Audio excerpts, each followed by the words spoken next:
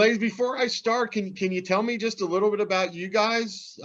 You know, where you're from, how long you've been with ATCOM, what you do, things like that. Well, obviously, you see us sitting together. We are roommates, and we have the exact same job at the exact same company. We went to the exact same school. Both went to App State, so we're all nears. We worked in the same restaurant, which is how we met, and ultimately how we ended up at ATCOM. The owner of the restaurant works at ATCOM, so it just kind of fell into this perfect, you know, connection. Yeah. And that Jeff Lamont, was that? Yep. Yes, good old Lamont. Yeah, I didn't know he owned a restaurant. What's the name of the restaurant he owns? River Street Ale House. It is the best bar you will go to in the Boone area.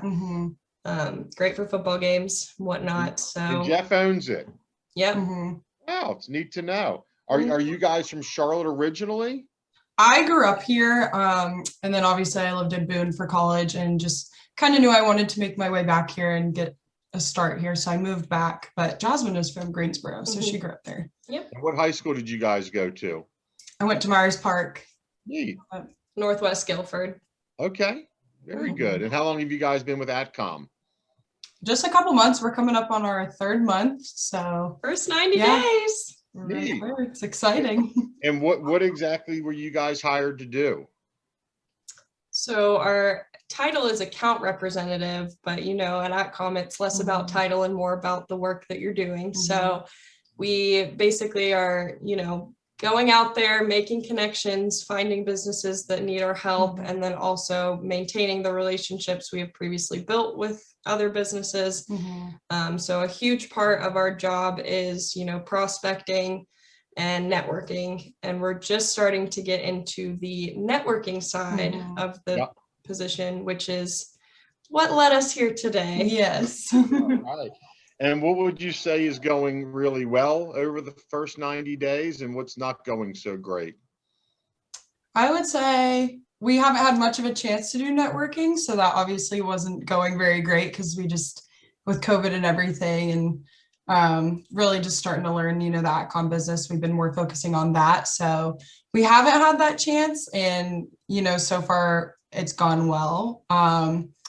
We have hit a little bit of a rut with cold calling, but that's okay. We're pushing through and we're learning a lot. I would say nothing's really going that horribly, honestly. Like, we're just excited to be learning and meeting people. So definitely more of that to come, and we want to be working on networking for sure. Yeah. Okay. Good. Well, you use the word cold calling. My hopes are that some of what I give over to you ladies will result in what I might call more warm calling, where there's some level of connection. It's just not, you know, totally a blind call in, which is tough. And you know, selling phone equipment with ATCOM was my first job out of college. And as you guys know, no business has a shingle out on their front door that says, "Hey, come call on me. I'm in the market for a phone system." Yeah. So, and unlike other things that somebody might sell, insurance or lawn care or a whole litany of things, you know, if you miss somebody in that window of time when they're looking to procure a new phone system, you've missed them. You know, that train's not coming back around for, you know, 4 or 5, 6 years. So to me, I hated losing a deal. You know, if I was proposing it and I lost it, man, that would eat me up. But I would say what really frustrated me even more is if I would call on a company and find out that they just bought a new months of the last year, then I'd really be upset, because then I was just like, well, I wasn't even in the game. Yeah. And so I made a commitment to myself when I came to Charlotte and started working for ATCOM that I was going to do everything I could to put myself at what I'll call the epicenter of lead generation and lead development. And what I ultimately concluded, and my hopes are you guys have concluded this also, is I was always interested in what I would call maybe the lead before the lead. What is the greatest indicator that somebody might be in the market for a new phone system? And what I determined, and presumably you guys have determined as well, is companies that are moving or companies that are Mhm. expanding are really in our sweet spot. That's Yeah. not to say the companies that aren't moving and aren't expanding may just be at a time where they need a technology refresh. But to me, that was really my mindset every day is how do I identify companies that are moving or expanding? Because not only would that lead me to good prospects that I could sell telecom equipment to, but would also give me what I'll call the candy I needed to go out there and give value to other people in the marketplace that are also looking for companies who are moving or expanding. So I'm going to use a little PowerPoint presentation just to kind of help keep me on point. I'll go ahead and share my screen with you, and we're just going to talk through some ideas, and at the end I'll answer any questions that you have. So not a particularly elaborate title, but basically how to find more leads. Straight to the point. Yeah, I love it. And I kind of covered in my mind, what is a good lead. But I'd like to ask you guys, where are most of your good leads coming from now? Mhm. We've been focusing a lot on customers that have already been, ATCOM customers are where we've gotten the most traction with even coming close to a sale. But so far it's been tough, generating new business. So. Yeah, finding a good, true new lead. Yeah. Got it. Well, I think harvesting the relationships you have is a great place to start. Mhm. And in many ways, I sympathize with you that, you've come into a new industry at just a strange time in the world, Mhm. but the page is getting ready to turn. And I personally believe that Charlotte will benefit from this pandemic. You guys see it in the housing market. I mean, people want to be in climates and cities like this. So I think there's brighter days ahead. This was the mantra that was impressed upon me when I first got to ATCOM. And I don't know if this is something that you've heard from Rhonda or others, but this was what Jeff Morgart beat into my head when I first started. Jeff trained me. The first professional sales calls I ever made in my life were with Jeff. And Jeff is just a bundle of activity. And it was always impressed upon me from Jeff and David Finch, and really the entire corporate culture as I perceived it at ATCOM was activity equals prospects equals proposals equals sales. And so I said, well, the thing I can control the most is activity. It's like I tell my kids, you can impact your preparation, you can impact your effort. The things that are out of your control are simply out of your control. But I got really motivated to say, all right, I've got to be active. This is what I've been hired to do, is to find prospects. And because I had a belief in my company, I had a belief in my product, I had a belief in myself, I just had to put myself in front of qualified prospects that were ready to buy. And I tried to do that through activity. So I want to talk a little bit about bad activity. These are some things I've just seen from sales professionals over the year. People will convince themselves that they're just really busy. And I think Rhonda and the whole team at ATCOM, they're looking for results. I can tell you, if you ladies come up with a way to work 10 hours a week, but can find a gazillion leads and make a ton of money, that's one of the beauties of ATCOM. It's about results. No one is going to have any problem with you enjoying a great quality of life if you can find ways to work smarter and not harder and find your way to success. But what I'd like to help you guys avoid is just, pretending that you're calling on leads that are dead leads, or you're following up with people that is just making you feel good about doing follow-up. That would be bad activity. Or, there's always people that are going to pop into your office, call you in the middle of the day. You got to kind of put blinders on and make sure that 9 to 5 is hardcore selling time. You're not doing your paperwork during business hours. So I just want to urge you to don't mistake being busy for being effective. Is really the point I want to make. And so we've all heard of Albert Einstein. You guys probably heard E equals MC squared. You guys familiar with that? Yeah. Well, I've heard that once or twice. Yeah, so I learned a little different twist on Einstein's theory of networking, and I learned that at Einstein Bagel. And it was Best bagels. the best bagels, and it was the same concept, but it was a little bit different. And what I learned by hanging out at Einstein Bagels on South Boulevard was successful people socialize at the same places. So I could sit there every day and like clockwork, business people, successful people, they're coming through the door. And I learned this, that eating at the right places means you can meet and converse with at least two people that can be a source of business. So it's kind of my little play on words with Einstein's theory of networking. But with that understanding, I just committed myself to being at the right places. And Mhm. so really what I'm going to focus on today is places and people. And so where are the right places to be? And this is probably coming to work in the middle of a pandemic has probably been the biggest challenge. It's just been a different environment. But as the page turns and as life gets back to normal business, these are some of the places that I would consider the right places to be at. First of all, leads clubs. Are you ladies in a leads club now? Are you familiar with this whole concept of a leads club, BNI, things of that nature?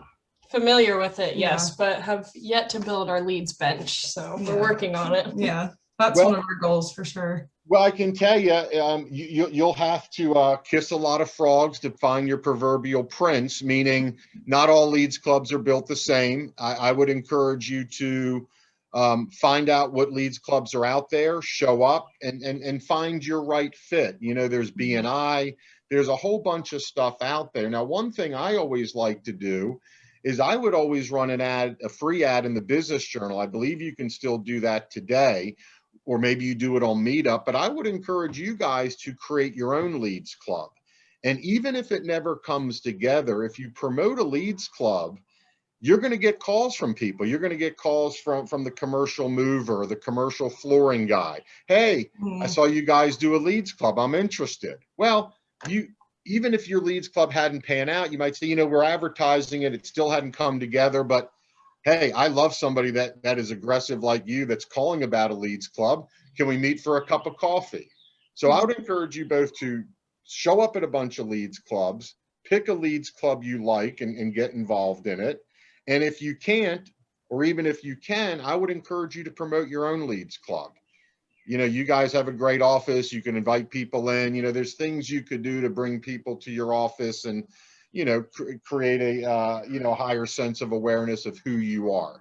So I can't see there being any scenario where both of you guys aren't attending a leads club every week. It's just such a cornerstone of what I believe you'll need to do to be successful in prospecting and generating leads. Chamber of Commerce is a great place. Again, those wheels will start turning again. And those are events where you can go and you may not meet other executive decision makers there, but you'll meet other sales reps, and those sales reps can introduce you to the executives at their companies. And as we'll talk about here later, you can start building individual relationships to have more lead sharing amongst yourself. There's Business Journal events. I'm a member of Rotary, but there's all sorts of civic organizations in and around Charlotte. Are you ladies familiar with Kiwanis and Rotary and Optimus? And we are attending a Kiwanis little intro meeting next week. So well, good. Well, again, you pick some things, whether it's Kiwanis, and as we'll get to it, maybe it's your church, maybe it's a chamber, but find your way to meaningful organizations. I'm in the downtown Rotary Club. We meet once a week. I learn from the speakers. I network with prominent, connected people. And Charlotte is just a very civic-oriented kind of town. I think people here are nice and friendly and welcoming. So civic organizations are great. Common interest clubs, I trust you guys are going to be at the Mountaineer alumni events and, Saturday football games on TV. I mean, these are all just great places to meet people that you have commonality with. So whether it's that or gardening clubs or church, be authentic to yourself. Don't pretend you're something you're not to meet people. But my guess is you guys have a wide array of interest and get involved in those things. Yeah. Charitable organizations. I've been on the board at Girls on the Run International. I met wonderful people through that. I know, Jeff Morgard has been involved in this Great Gatsby event for years, and that's one of the cornerstones of what Jeff does. But, Charlotte is a great place to get involved in charitable organizations and meet people from the business community, and it feels good to give back. So find your way to those sorts of things. Network at the health club, network at tailgates. My mentor, a guy named Jeffrey Gittimer, who's a really well accomplished salesman, he instilled in me this idea that he called the 50 butt rule.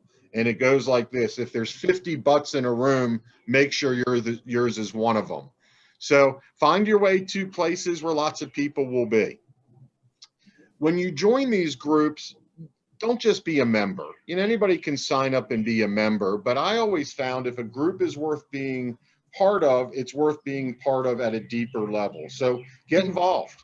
They're always looking for volunteers, whether it's Kiwanis or the chamber or whatever it is. They're looking for volunteers. As you meet people in the group, look to help those people, whether it's helping them generate leads or understand the sort of people they want to meet and help be a connector. And then strive for leadership positions in a group. Maybe you start out in a group as just a general member, then maybe you get on a committee, maybe become the membership chair. But again, if you find a group that's worth your time, strive to put yourself in a leadership position. And then my last point on that is just be patient. It takes time to build relationships. You don't want to be a flash in the pan. Dedicate yourself to showing up, being positive, helping others, becoming a leader, and just give these things some time. The big secret I found from all the networking groups I've done is if you meet somebody in a networking group and then you can get with them outside the meeting for a cup of coffee, for a meal, for a cocktail after work, whatever it is, if you can spend time with that person outside the normal confines of the meeting, the relationship will never be the same. Even if you meet one time face-to-face in person, they hear your story, where you grew up, what makes you tick, you learn about them, you're going to elevate that relationship to just a different level. And so all of these things are focused on building meaningful relationships with people in the community that can ultimately help lead you to what you're looking for, which in your case is companies moving or expanding that might be a prospect for your services. Part of this is all about developing more eyes and more ears. And so I'm just going to run through a list of the sort of people that I had in my network when I was in the phone equipment industry. And I would challenge both of you guys to make a list of all these people and to be determined that you're going to fill every bucket. Maybe you'll fill every bucket with 2 or 3 people. So copier salespeople are great. Commercial real estate people are, in my opinion, the very best people you guys can network with to generate leads.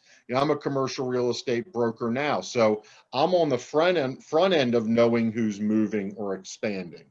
And so I got to town and I found that a lot of salespeople, phone vendors, copier vendors, furniture vendors, they were all scared of the commercial real estate guys. They were these high esteemed guys and they were tough to get to, and you're going to waste your time if you try and build relationships with them. So I said to myself, well, what do these commercial real estate brokers need that I could go get for them? And they need the same things that you guys need. They're looking for qualified prospects. They're trying to understand who in the market might move or expand. So when I was prospecting, one of the things I'm always asking, and presumably you ladies are too, is, when does your lease come due and what are your future plans to move or expand? So whether it was by phone or door-to-door cold calling, if I went out and spent a day knocking on doors and I didn't find a single prospect for phone equipment, but I could come up with 3, 4, 5, 8, 10 different companies that shared with me that they were moving or expanding, even within a 24-month period. Because understand, commercial real estate brokers need a longer window to help fill those needs. But I would then literally create that list of all the companies I called on, phone numbers, current addresses, decision maker. And I started, this was literally before email, I would fax over a list of leads to a prominent real estate broker in town. I'd follow up with a phone call. I'd call a guy, I'd send him over to, say, a guy like Brad Cherry. And I'd call Brad and say, hey, Brad, Andy Dinkin, I'm with ATCOM. You don't know me from a hill of beans, but I'm the guy that just faxed you over a whole list of leads of companies that are moving or expanding. What do you think? And they say, you know, where'd you get this list? Who are you? What do you talk about? I'd say, Brad, I get up every day with fire in my belly to figure out who's moving or expanding. Those are my main prospects for phone equipment leads, but I just thought this information might be valuable to you. Well, like clockwork, they're like, heck yeah, it's valuable to me. Come on over to my office. Let's meet. Let me get to know you. Yeah. So all of a sudden, you've now shifted the narrative. Now you're not just some, wet behind the ears telecom salesperson. You're a value added resource to them. And so it got to the point where I had literally dozens of commercial real estate brokers that were just delighted to help me with leads. Ultimately, it got to the point I didn't have to send them leads over anymore. I'd call them every 3 or 4 months. Hey, Brad, it's Andy, just checking in to see what's going on. Yeah, Andy, I know what you're looking for. Let me take a look at my database. I got a few little gems for you. I got a couple nuggets I can send your way. And so that's how I did it. I was giving value first. And so I was active in the Commercial Board of Realtors, the CRCBR. You ladies may want to consider CREW, Commercial Real Estate Women. But if I'm you, I would be putting commercial real estate agents at the top of my pyramid. But understand, you can be a valuable resource to them. You can be that if you bring them something of value. And then I'll just continue through my list: commercial movers, property insurance agents, architects, wireless carriers, long distance carriers, commercial printers. What happens when a company's moving? New letterhead, new business cards, everything. Accountants, ad specialty companies, graphic designers, advertising agencies, web design, landscaping, interior design, staffing agencies, media. These are all the sort of industries that you want to have connections in. Commercial flooring, environmental, chamber, business magazine. And again, as I said, the big secret is you can build relationships by providing value first. Now, I want to add to that is if you're successful in building a good pipeline of relationships with companies that are moving or expanding, I don't ever want you to take a lead that you got from somebody else that was a sort of proprietary, keep it to yourself lead and share it with other people. That's not cool. But what I would often find, these commercial real estate guys, they might not give me the leads they were actively working on for maybe fear that word would get out. But they know 10 other companies moving or expanding that some other agent's working that they're happy to give you that information. So some leads you can garner and you can share with your entire network, and sometimes make sure, what needs to stay proprietary stays proprietary. But in all my networking relationships, especially with the commercial real estate brokers, I think you need to start by providing value first. And what you're really going for, and this is really where I kind of made my bones, is there was so many people in this town that I was their phone guy. So that's where you ladies want to get. You want a whole group of people in this town. Anytime telecom comes up, they're thinking about you, that you have TOMA, top of mind awareness. Okay. And now I'm just going to run through just a whole litany of other areas that I think you can have real success generating leads. One of course is the customer referral lead. It sounds like you guys are calling on existing customers. I would urge you to maybe formalize that process more. I have a little business now where we do specialty repairs in restaurant kitchens, and I wanted to create a mindset with my salespeople to be actively asking for referrals. So I just created a little referral card. It kind of formalize some things more. Maybe that's something when you guys reach out to existing customers, you're going to say something like, we really build our business on word of mouth and our own reputation. Who are some other business executives in this community that you might suggest I call on and, share with them, what we did for you and see if they might be a good fit for us as well. So it sounds like you're doing some of that, and I would encourage you to do more. There's also what I call the down the hall lead. And so whenever I sold a phone system to somebody, I made sure that everybody else in that building, or certainly down the hall, knew that I had just sold a phone system to XYZ company. Again, it's just it's more of a warm call. You're not just blindly calling somebody. So I would encourage you to maybe look at who you sold to over the last year, and then see, well, who else in that building or who else in that office park should I call them? Because there's an immediate sense of commonality. Maybe those people have seen the ATCOM trucks outside the building. Whatever it is, I would really strike while the iron's hot and call on people that are in that same geographic proximity to the person you just sold to. The hole in the ground lead. I really hope if you guys are driving by commercial construction, you are taking time to stop and figure out who the heck's moving in there. Again, just these are layups. So I call that the hole in the ground lead. I don't know if you still do this, but you can either pay for building permits, or a lot of this stuff is right in the business journal. So building permits are a great thing to call on. I mean, clearly somebody's moving into new commercial construction. So I work the building permits. In the news lead, I found a place when I first moved to town that delivered the business journal on Thursday nights. And I'd show up Thursday night. They delivered like around 11:30. So 11:30 at night, I'm getting out of my apartment. I remember there was this place on Woodlawn Road. I think it's an IHOP now, but it was called The Mill. And for some reason, they got their business journals delivered on Thursday night into their into the newspaper box that they had for it. Well, I'd get it at night. And before I went to bed, I was researching, I was reading to see who was moving or expanding. I was looking up the phone number, and I was calling these people bright and early Friday morning, because right or wrong, I figured every salesperson in the city was doing what I was doing. And if I waited till 9 or 10 in the morning, that gatekeeper was going to shut me out because she'd already been called by 10 salespeople that day. And more often than not, I found that I was enlightening them that they were even in the business journal. So I'd call company XYZ and ask for the decision maker, and they'd say, well, how'd you know we were moving or expanding? I'd say, it's right there in today's business journal. They go, oh, we didn't know that. So I figured, as soon as I got done with that call, that person was turning to their receptionist and saying, hey, don't let any more salespeople through today. So you got to call on the in the news lead. So the business journal is still good. I'm still old school. I still get the Observer to my door every day. Charlotte Agenda. Are you guys familiar with that? Yeah, we love them. Yeah, to me, that's just a wealth of information. So all those in the news leads are great to call on. I also use reading these business publications as an opportunity to acknowledge the success of others. I'm constantly snipping clippings out of the paper, and people I know and people I don't know. I'm acknowledging their success.